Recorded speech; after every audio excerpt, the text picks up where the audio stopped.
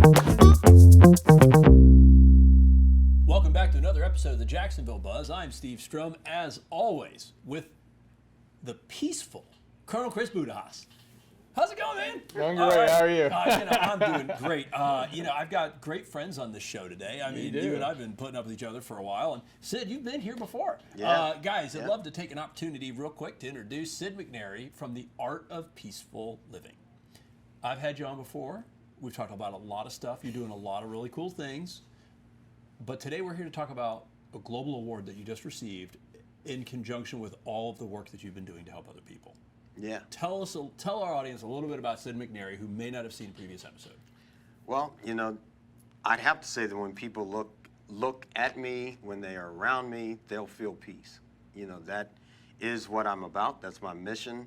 That's why we developed the Art of Peaceful Living in 2004, and that's what I do. I mean, I've gone from coaching college football to teaching peace all over the world, and I had no concept of this award, but then when they heard about me, they said, okay, this guy needs to get it, and that's how it is. So in August, this month, August 23rd, I'll be heading over to Stockholm, Sweden to receive the award of becoming the World Ambassador of Peace.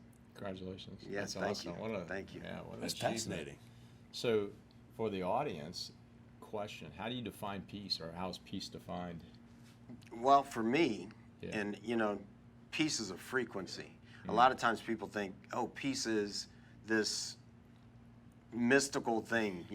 You're sitting around a fire, you're hanging out with your friends, maybe you go to the mountains and do that. And you can find peace there, but you find the frequency.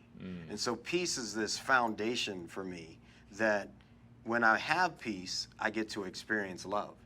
When it's below peace, it's actually the illusion, because everything is love.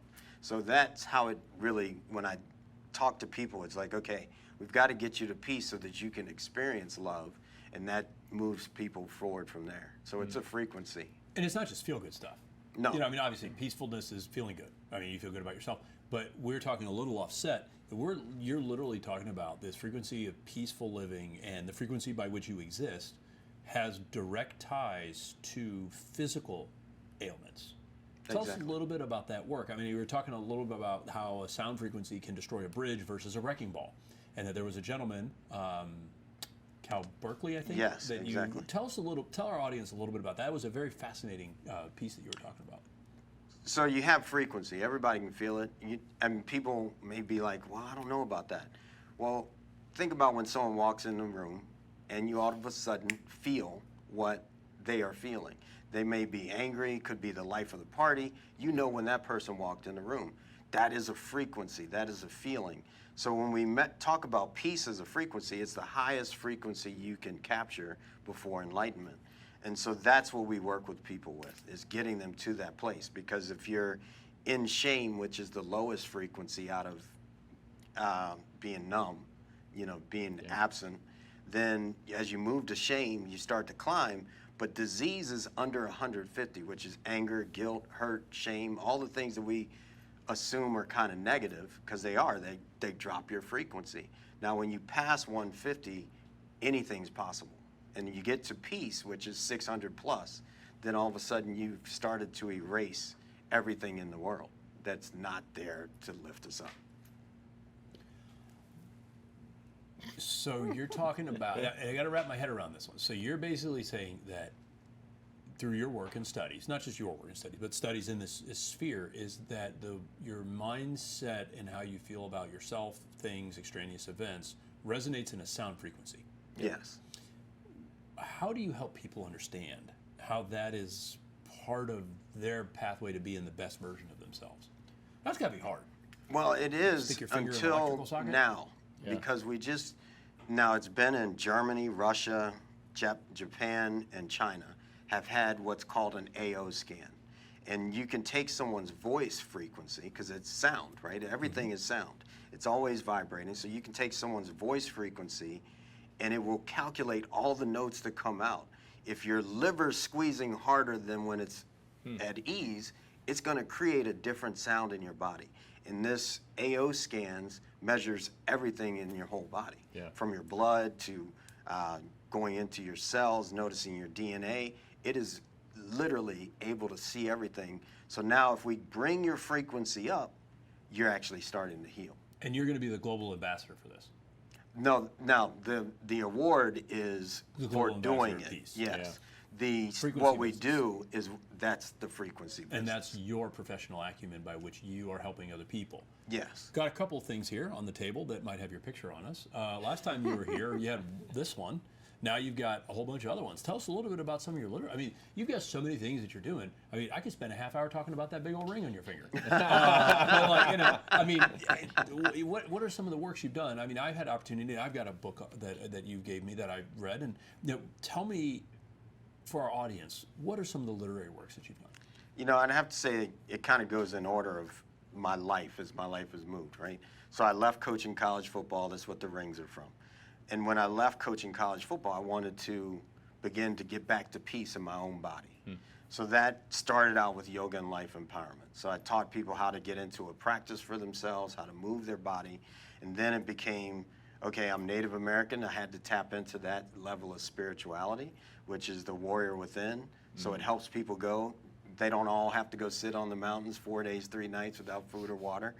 You know, they can go through and read this and start to look inside of themselves. And then it goes to those who know it's God, and then the secret weapon. And those two are the journey that me and my wife went on. We sold everything in 2019 and hit the road for 31,000 miles, driving around the country and 4 different other countries, and got to know people. And we're called to different places to help people begin to heal themselves. And then we graduated into this whole frequency. It literally, by opening up my own life, it began to take me to places that gave me something different. If I can ask, what was your inspiration to start this whole journey you're on? Was there one specific event? Or? Well, when I was in football, I began to realize the peace I knew as a kid was not the peace I was having as a coach. Now, there's plenty of coaches. I can go through different names of guys that have coached here with the Jaguars that are friends of mine, and it was different for their life. Everybody has a different journey, right? Like, we're all different. But for me, I was already butting heads with a lot of things. I started coaching D1 football at 24 years old. So the ego that went with that was quite a bit. A little bit. Right? And so I couldn't even get okay with time.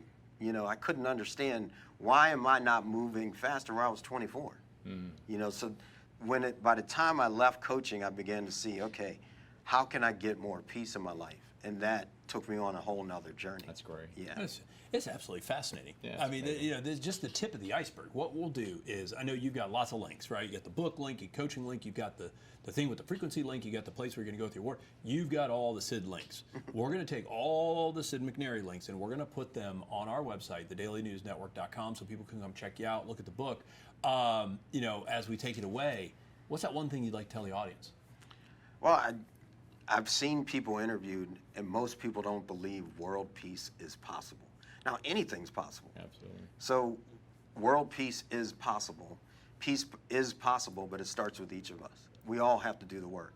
And so if someone's watching this and they haven't yet figured out if they commit to peace, we change the world.